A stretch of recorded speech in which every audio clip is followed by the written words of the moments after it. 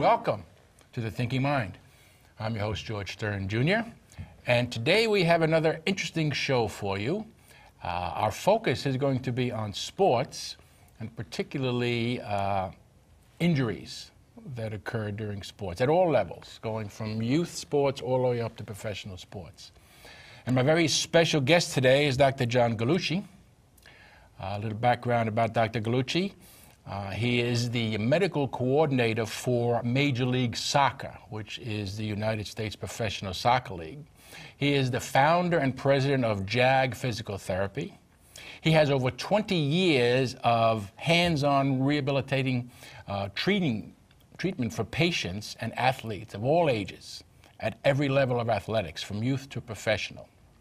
His JAG Physical Therapy company has comprehensive outpatient orthopedic sports physical therapy facilities located. He has 3 locations in New Jersey. And I appreciate John taking some time out of his busy schedule, because at this time of year we have a lot of sports activities going on between football and soccer, etc. So thanks, John. Thank you very much for having us.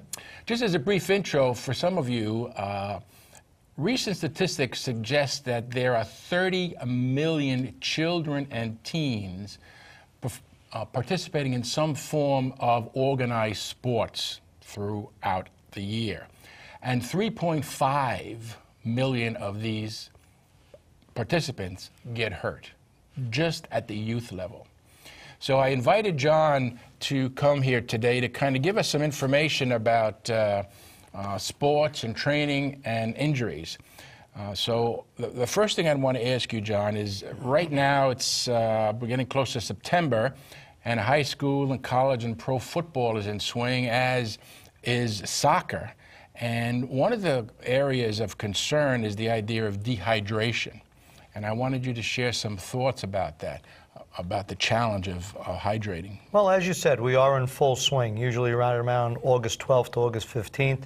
All school programs from high school to college go full swing into their preseasons. And usually a lot of the coaches really have problems throughout the preseason due to the heat. And we're lucky this week that it's a little cooler, but basically the heat plus the increased intensity of the athletes running at higher levels, which they haven't done anything all summer, dehydrates the body a lot quicker. When the body dehydrates, it opens up the risk of injuries.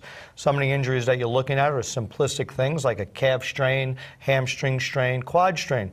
Some people look at that as actually a sports injury, and a lot of your strains, your muscular strains, come from that muscle dehydrating. And when that muscle dehydrates, it becomes fatigued quicker. When it becomes fatigued quicker, it becomes cramped. When it becomes cramped, ultimately it causes a strain, which is a small fibrous tearing of the muscle. So what we're trying to do, my colleagues and I throughout the country, are trying to promote hydration everywhere we possibly can. Including when we're talking about this simplistic weekend athlete, or people that are just generally walking for fitness or going to the gym for fitness.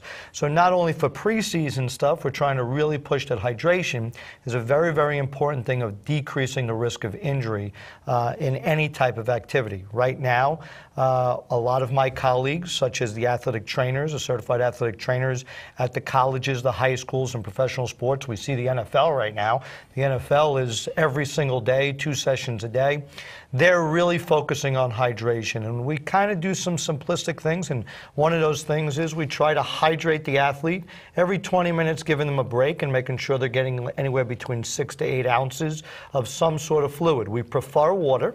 There are sports drinks out there, but we prefer water, and we try to give them at least 6 to 8 ounces at least every 20 to 25 minutes during training. We also try to tell all our youth athletes, our college athletes, that we want to have them drinking during the day and hydrating during the day.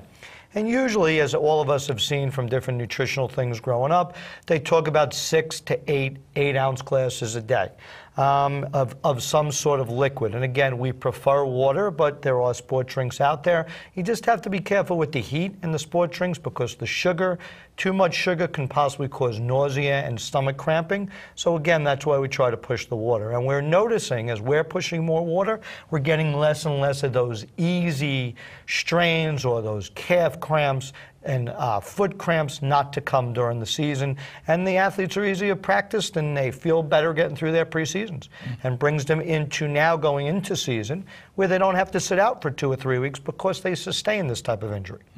Do you think most coaches communicate to the athletes why they need the fluid to prevent these kind of injuries? Or do you think they just push on the fact that they have to drink water? I think, again, unfortunately in athletics, people are always trying to impress their coach. And they don't want to take this so-called water break. I mean, I remember when I was a high school wrestler, you know, a water break was a gift of achievement. And we've gotten away from that, which is good. I mean, our coaches are now getting very, very educated on different components of first aid, CPR, understanding the human body on nutrition.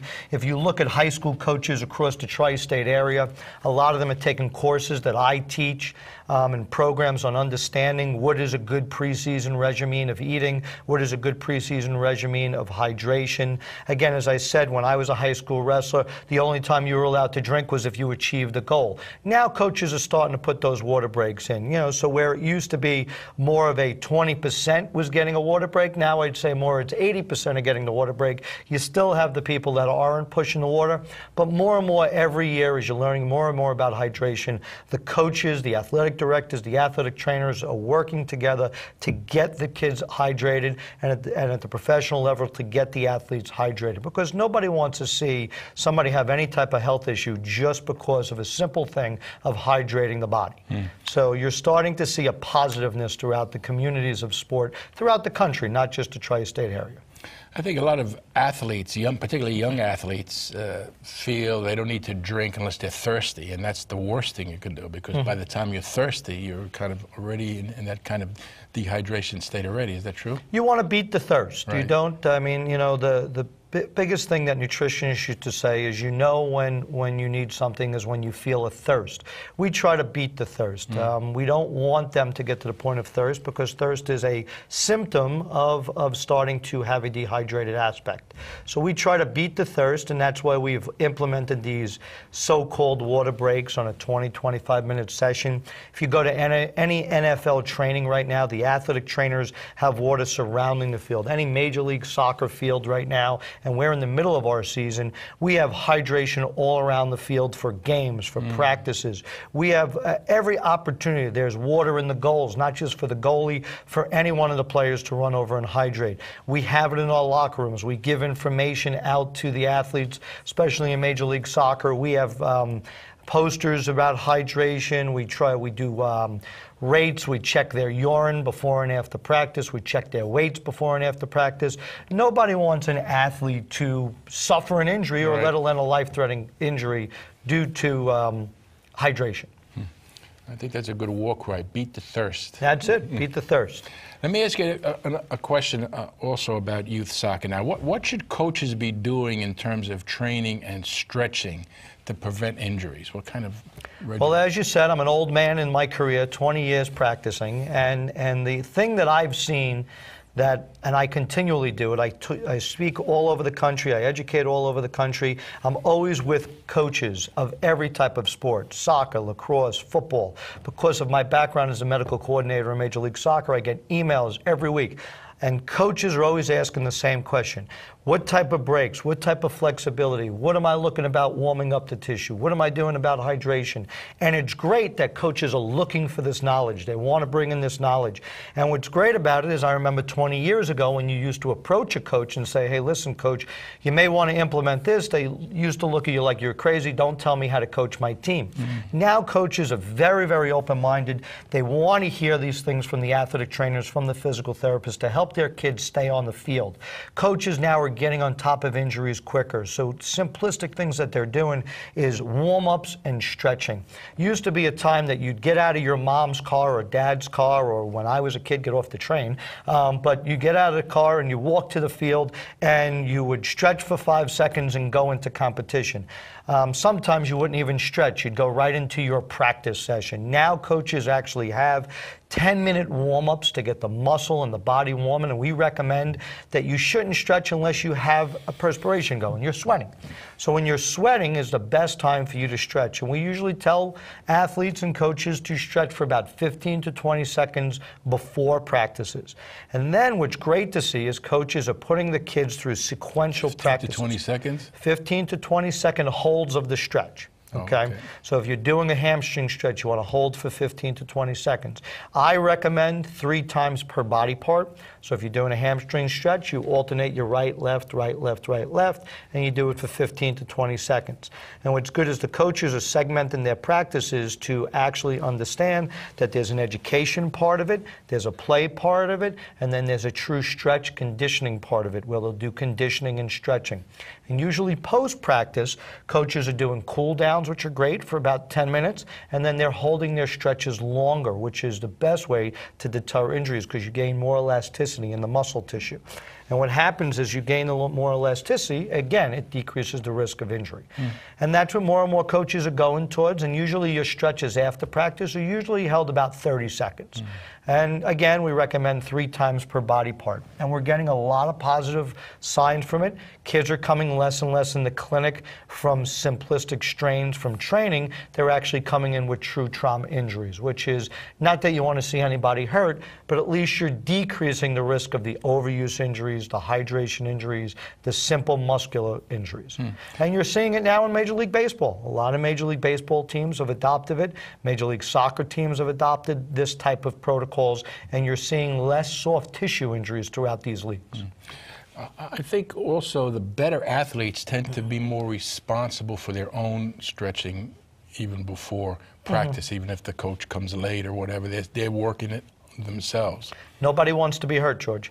You know, everybody wants to be on the field. Everybody wants to compete. And if you have one of those nagging injuries that you could have stopped by hydrating and good flexibility, you never want to do it again. And if you know how to deter it, why would you ever want to not do what's going to deter it? Exactly. I had an opportunity to speak to 80 youth high school soccer players last week. And the kids were absolutely excited that I'm sitting there telling their coach about the post stretch because they were doing it on their own. Now the coach has actually implemented it into his practice, that the whole team is doing it as opposed to a few of the kids. Well, this next question is an interesting question, particularly from my perspective, having a daughter who is a soccer player and on a number of different teams, and that is the fact that females tend to suffer more injuries than males. And what causes that, and what can females do to help minimize that? Well, it's not more injuries, it's more knee injuries. I meant knee injuries. Right. Females inherently will suffer more knee injuries. And the reason why they suffer more injuries is they're a little predisposed based on the anatomy of a female.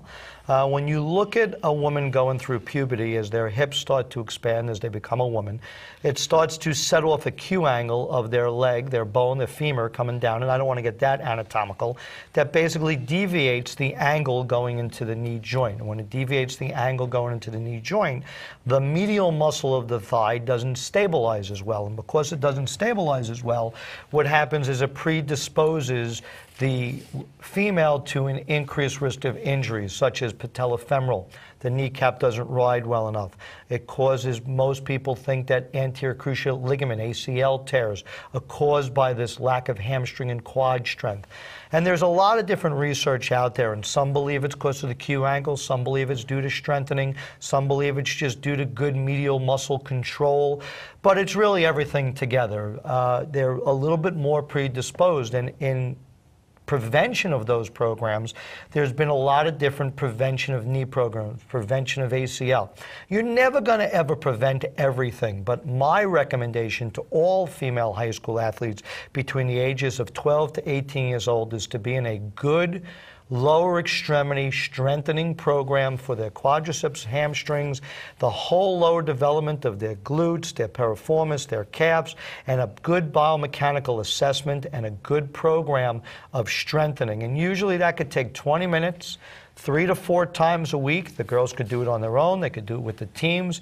We at JAG Physical Therapy do a program throughout the entire state of New Jersey where we have our athletic trainers and physical therapists go and train the coaches.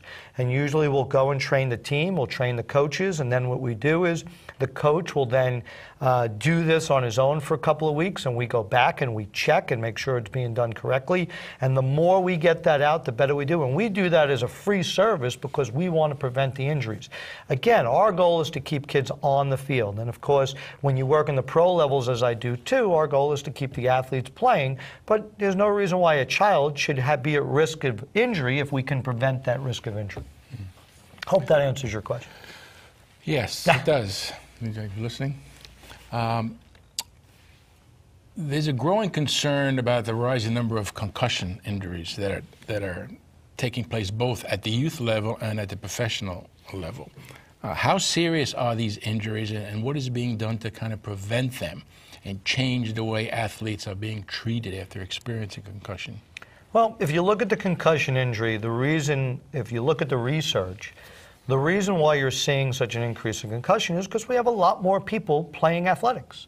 As you said in the beginning, we have millions of people playing athletics in the country every day. And in the last 10 years, we've had this tremendous influx of female athletes that have increased their participation in sports. So if you were to compare 20 years ago to now and look at concussion rates, they're higher because you have more participants in the sports. What we've done as medical professionals is you're looking at the concussion and they're starting to grade more seriously the levels of concussion. And there's a lot of different programs out there to do predisposing aspects of looking at a screening, and a lot of high school programs, college programs. We in Major League Soccer do it. We do a screening so we have a baseline of basically the neural aspect of the athlete. So this way we know where their cognitive level is. And then if they do sustain an injury, the physicians are using this tool as a pre and post test to make sure, and again, it's just a tool the physician uses to help clear the athlete back to participation. My recommendation of these concussion screenings are very, very, very large because it gives the physician a true baseline to have that athlete return back into a safe environment of play. You don't want to send an athlete back too early that has a concussion. I've been in situations as an athletic trainer on field where I've had coaches and parents say the athlete is fine, put him back in the game. Look, they can say the alphabet backwards, they can count the numbers, but they have that one symptom, and you as an athletic trainer have to be cautious not to put the athlete back on the field because sometimes symptoms don't start to show themselves for 15 to 20 to 30 minutes later, and sometimes it could be detrimental to the child or the athlete's life. So it's better to be safe than sorry. So my opinion is that every team have a good concussion protocol.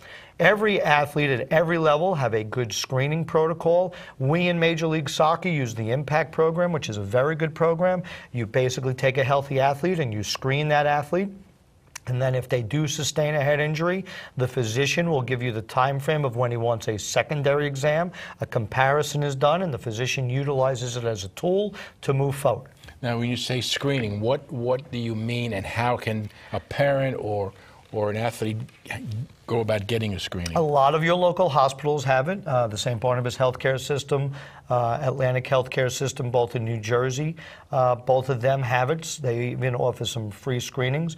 Many of your high schools, your high school athletic trainers, your college athletic trainers have actually brought the software and programs into their houses, and they do the programs free.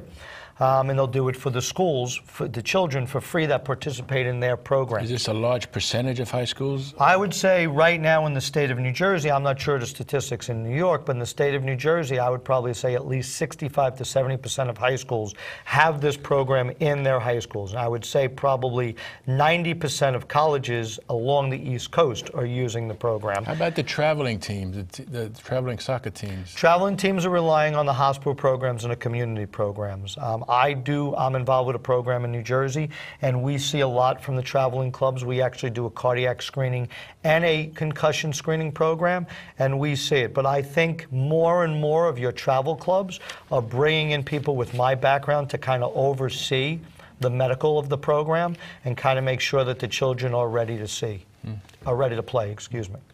What about hernia injuries. You've kind of become an expert in that area. What is causing these type of injuries, and what's the best way of treating them?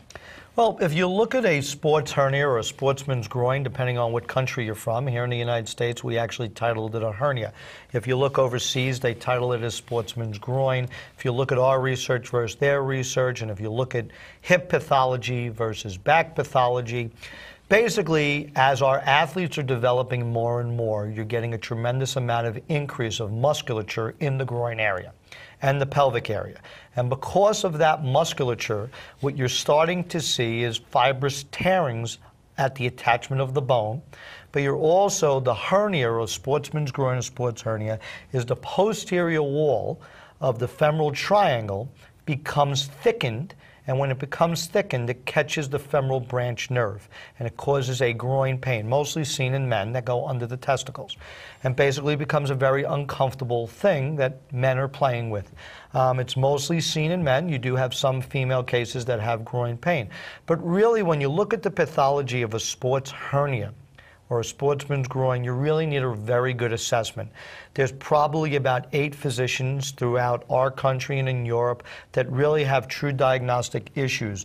A lot of these athletes that are being diagnosed with sports hernia, really it could be a hip pathology, and we're starting to see more and more research go towards simplistic labrum tear that could be repaired and the athlete goes back. Sometimes it could be both, especially when you look at the high-level NHL hockey player and the high-level Major League Soccer player. Their development of their groin and pelvis and their hip flexors are so strong. I mean, a hockey player has to push off, a soccer player has to launch a ball 50, 60 yards. And what you're starting to see is easy adductor strains get thickened and again cause that femoral triangle to kind of get compressed and get that nerve entrapment. So you're starting to see more and more. But we're also starting, as research is more and more developed, we're starting to see that there's a lot of these sports hernias can also be identified more as a groin injury or more of a hip labrum tear. So, you know, 5 years ago, everybody had a sports hernia.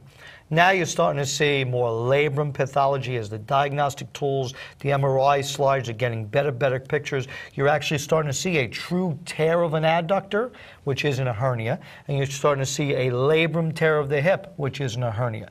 But a lot of the general surgeons 5, 6 years ago just said, oh, it's pelvic pain, you have a hernia.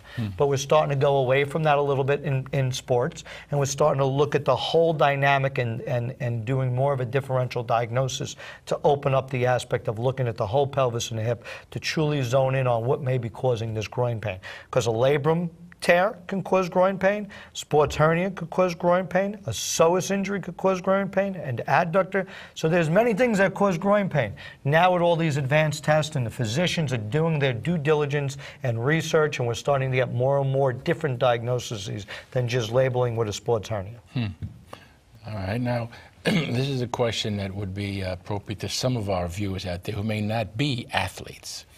I mean, you obviously have a number of successful physical therapy clinics around New Jersey, and you service all ages, youth all the way up. I mean, you took care of me when I had some knee challenges, and one of your clients is one of my all-time idols, the great Yogi Berra. My question is, what are some of the suggestions you might have for senior citizens to help prevent common injuries? Well, Yogi is fantastic. First of all, Yogi is 85 years old and he's going strong, and my goal in life, and he makes sure to tell me every time he walks in, is keep me on the golf course. So he walks in and he wants to be on the golf course, and it's not once a week he wants to be at the golf course. He wants to be on the golf course every single day. And I've actually learned a little bit better in my golf game from Yogi, because Yogi's philosophy is, as long as it's straight, it's good. Even if it's 5 feet in front of you, as long as it went straight. So I don't try to kill the ball anymore. But pretty much when you're looking at seniors, any type of fitness is good. When you look at some common injuries and you're looking at some simple things, most people, when you go in 50, 60, 70 years old, most people start to complain about foot pain, calf pain. And again, to go back to our early conversation, a lot of that could be because most people don't realize we have to hydrate. You know, if you look at my mom, sorry, Mom. Mom is in her early 70s, and she had a bout with plantar fasciitis. Plantar fasciitis is basically the soft tissue on the bottom of your foot goes into spasm, gets a little inflammation, and basically becomes very difficult to walk. And my mom loves to walk, but she never stretched in her life. She never did any type of stretching, and hydration was a cup of tea and a cup of coffee. Most people don't realize caffeine is dehydrating. You can't drink caffeine and then do exercise because it dehydrates the body. Your body dehydrates distally up. So it's going to dehydrate from your feet to your calves all the way up your body.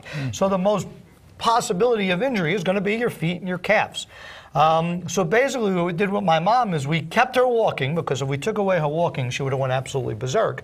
But Mom walks now every day, about 2 to 3 miles a day, but she now hydrates about 4 or 5 times a day, water, not coffee or tea, and she's doing a stretching regimen, and she's been 2 years free with no plantar fasciitis symptoms, and she's doing outstanding.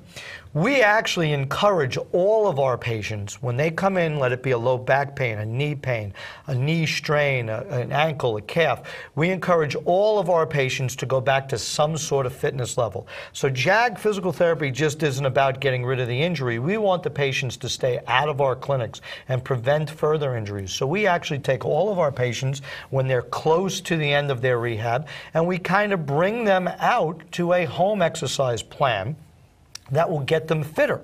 And we use the local malls. We teach people, we actually map the malls out. We tell them you're going to start walking at Sears, get to Macy's, it's that long, and that's how quick you want to do it. And we basically teach them different stair routines, and not to highlight them all, but if you look at the Short Hills Mall, the center of that mall is fantastic because it's got a ramp, it's got stairs, it's got a ramp, and we teach people different sequences to go back to walking programs right in the middle of that mall. And it's great because we get a patient come back 2 or 3 years later to say hello. Usually they bake us some great stuff. It's unbelievable the food we eat in the physical therapy world. But they bring us this baked goods and say, hey, we're doing great, but I want to let you know we're up to 10 times around the Livingston Mall, and we go and do the Short Hills circuit up and down that ramp 5 times, and they're doing great. We teach them some easy flexibility. We teach them hydration stuff, and the doctors love it because they're staying out with simplistic injuries. If you remember you, George, we talked about hydration and stretching, and it's close to 1.5 years you've been in my clinic. Thank God, because you're a tough patient. See this now? No, not true. I mean, I feel like I'm 18 now. Yep. Maybe 19. All right. But I mean, this, I think this is great stuff. I hope that you folks have benefited greatly from John's tremendous wealth of knowledge and experience. One of the big messages I'm getting here is the importance of hydration. Whether you're a youth playing soccer or whether you're a senior citizen or even an adult, I think we totally underestimate the importance of hydration.